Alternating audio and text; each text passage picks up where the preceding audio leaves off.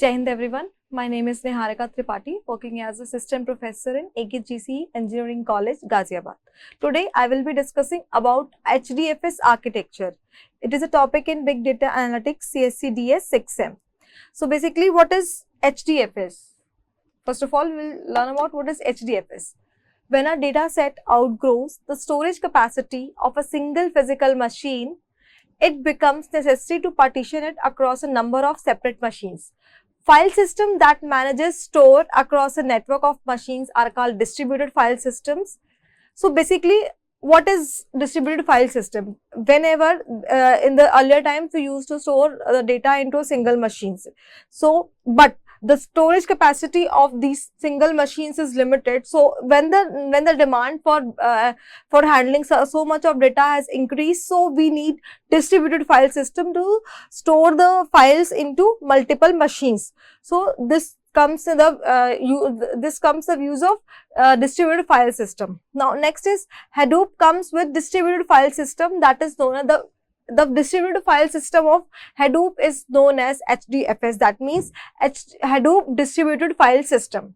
Now next is the design of HDFS. It has various features, like first of all, it is used to handle very large files. Very large in this context means files that are hundreds of megabytes, gigabytes or terabytes in size. There are Hadoop clusters running today that store petabytes of data. Basically, big data means the data that is in the form of petabytes or in the gigabytes, very large data, huge amount of data. So the HDFS is used to store the data, to store very large files. Now streaming data access. HDFS is built around the idea that most of efficient data processing pattern is a write once, read many times pattern. Means the data in the streaming data access, mostly the data is written once, but it is accessed many times. So that is the meaning of streaming data access. A data set is typically generated and copied from source, then various analyses are performed on the data set over time. Now next is the commodity hardware. Commodity hardware means it doesn't require any expensive hardware, highly reliable to run on. It is very reliable. Now, it's designed to run on clusters of commodity hardware, commonly available hardware available from multiple vendors, for which the chance of node failure across the clusters is high, at least for large clusters. Now, but here are some disadvantages where HDFS is not good. So first is the low latency data access. So the low latency means the data that is very limited in quantity. The applications that require low latency access to data in tens of millions of milliseconds range will not work well with data sets. If there are lots of small files, basically HDFS is used to handle the large data. So if there will be lot of small files, we cannot use HDFS. Since the name node holds file system metadata in memory, the limit to the number of files in a file system is governed by the amount of the memory on the name node. Next is the multiple writers arbitrary file modifications. Basically, there are many, if there are multiple writers for a same file. In the previous slide, we have studied about that it is the data is written once, but it can be read many times. So if there will be multiple writers, that means the file will be edited many times. So that is not possible in HDFS. So files in HDFS may be written to by a single writers. Writes are always made at the end of the file. There is no support for multiple writers or for modifications at arbitrary offsets in the file. Now this is the architecture of the HDFS. First of all, what is the purpose of using HDFS? Basically, HDFS is a distributed file system. In HDFS, we store the files in in the architecture of the big data. The HDFS stores the files temporarily into its storage. Basically, it is a RAM of a machine. So to handle the data, to analyze the data, it is temporarily stored in HDFS. So this is the working. Now here the client is sending a request to the name node. Here the name node is the master node. Basically it works on the master node architecture. So in following this architecture, we will be studying about all these in details in the next slide. Basically The HDFS follows the master-slave architecture. Each cluster comprises a single master node, and there is a single master node, that is the name node. We can see here in this slide. This is the name node. Now, this is the name node. Now, there are multiple data nodes. We can see here multiple slave nodes are there. These are the slave nodes. Now what does the name node includes? Name node includes the information about the data. That metadata means information of the data, name, replicas, slash. This is the basically information of the file that is to be accessed, that is to be analyzed. Now there are multiple nodes and one more factor is their replication. Now here replication means the file, multiple copies of the same files are stored at different locations. Now why do we need replication? Because HDFS handles if there is any basically they are for backup. If there is any failure, we can recover the data from those replicas, so that the data is not lost in the mid. Now next is, each cluster comprises a single master node and multiple slave nodes. Internally, the files get divided into one or more blocks, and each block is stored on different slave machines depending upon the replication factor. So each block is stored. Now, as I discussed about what is replication. Replication means the replicas of the same file is created. So what is a replication factor? Now a replication factor means how many replicas should be created for a particular file. By default, replication factor is equal to 3 by default. We can set, the user can set by its own, but by default it is 3. The master node stores and manages the file system namespace, that is information about the blocks of the files like block locations, permissions, etc. And what the slave node store the data blocks of files. Now master node is the name node and data nodes are the slave node. Here master node means name node is the master node, and here slaves means data nodes. Now here can be single name node, but multiple data nodes are there. Multiple data nodes or multiple replicas of the same file is there, but there is no replica of the name node file.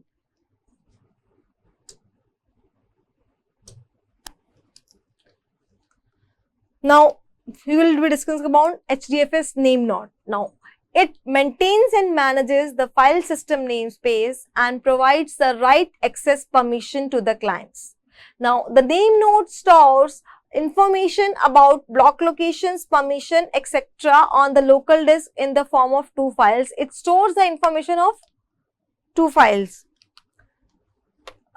Information of the file in 2 forms. First is the F image. F image means file system image. It contains the multiple complete namespace of the Hadoop file system since the name node creation. Now edit log means it will inform in the first F image, it will impose the original file name whenever it was created. Now next is the edit log. Edit log means it contains all the recent changes performed to the file system namespace to the most recent FS image. Means all the edited files are being, information about the edited files are being stored in the HDFS name node. Now what is the function of HDFS name node?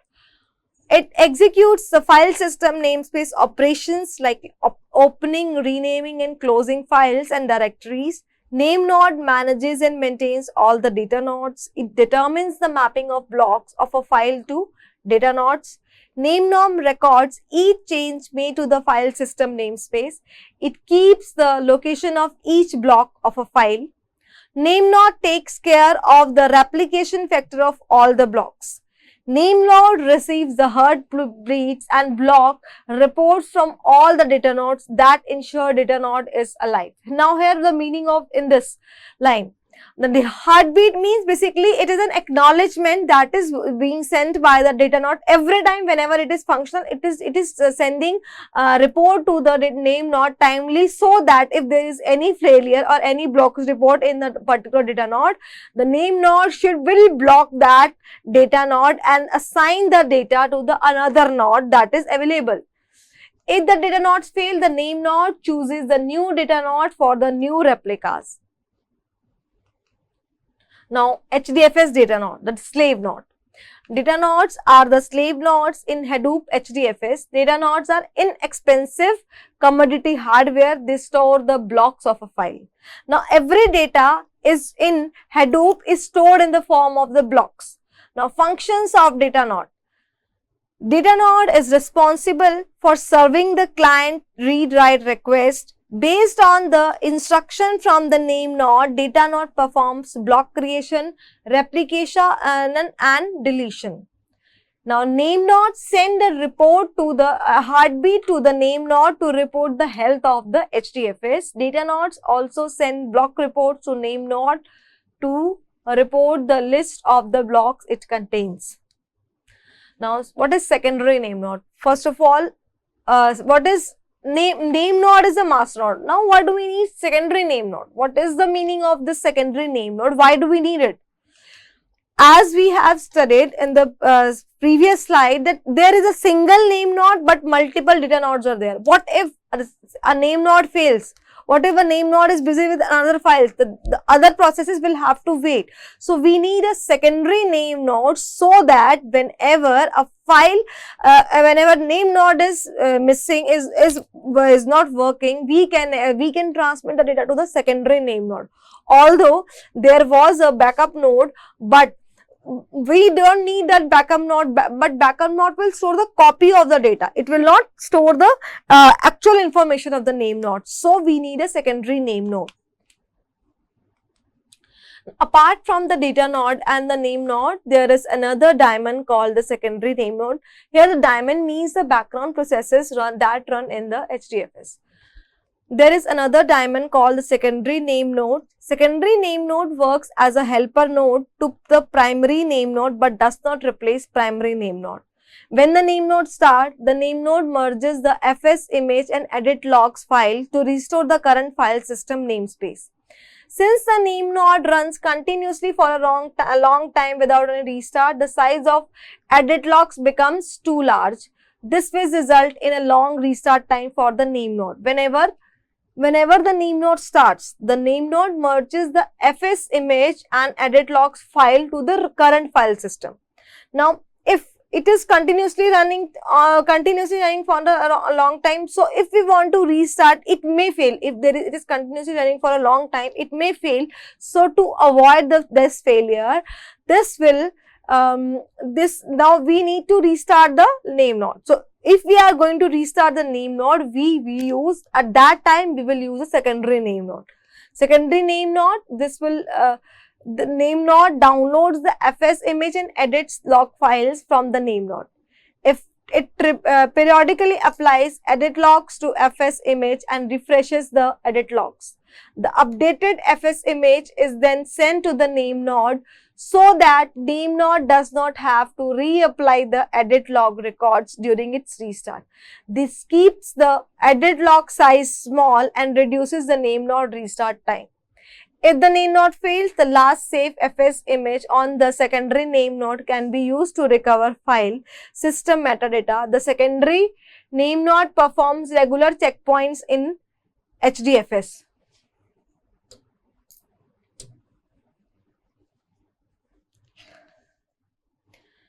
Checkpoint node. The checkpoint node is a node that periodically creates checkpoints of the namespace. Checkpoint node in Hadoop first downloads the fs image and edits from the active name node, then it merges them locally and at last it uploads the new image back to the active name node. It stores the latest checkpoint in a directory that has the same structure as the name node directory. Now, backup node. Backup node provides the same checkpointing functionality as the checkpoint node. In Hadoop, backup node keeps an in-memory, up-to-date copy of the file system namespace. It is always synchronized with the active name node state.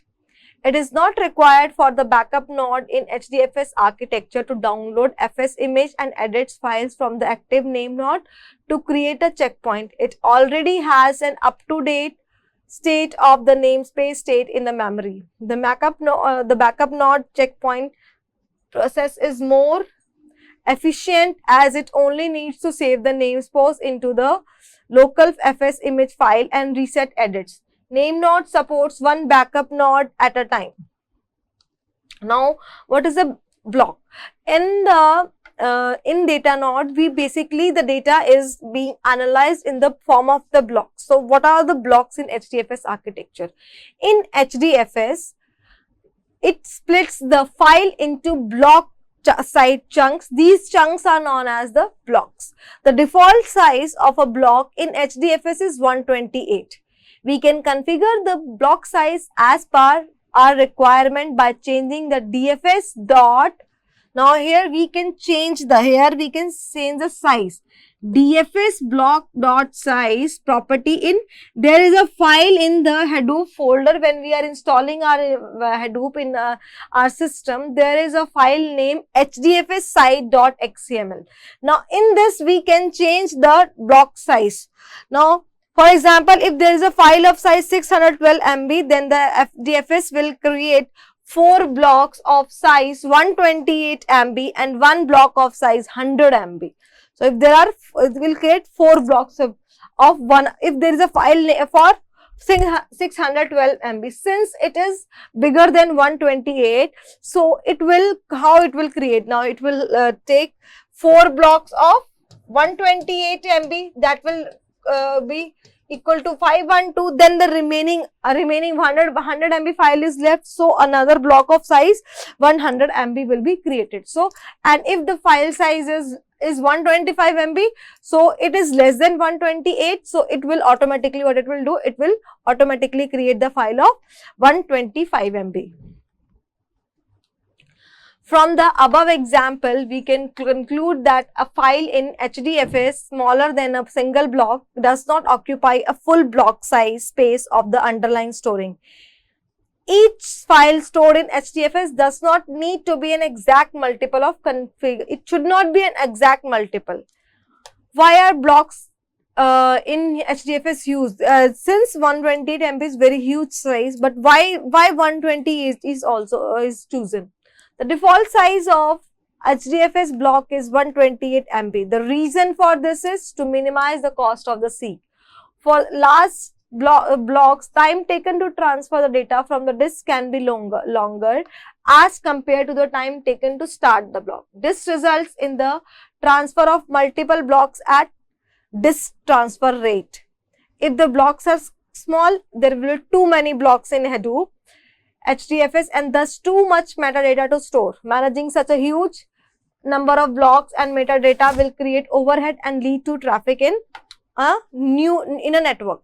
Now advantages: there is no limit of the file size, simplicity of the storage system, fit well with replication for providing fault tolerance and high availability, eliminating metadata concerns. Now next is HDFS interface.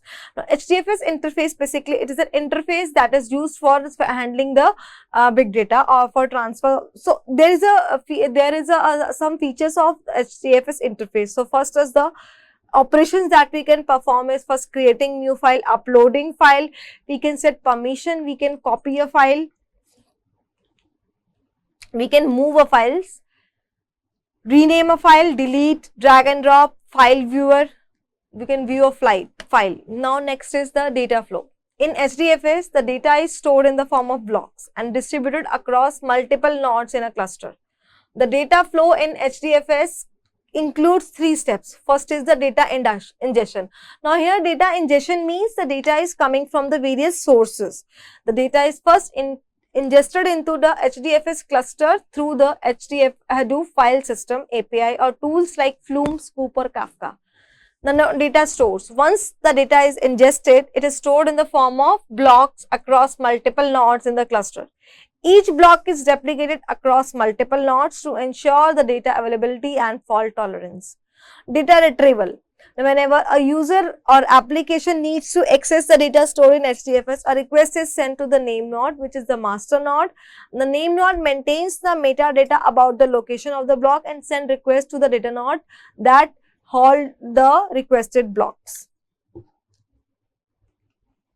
Data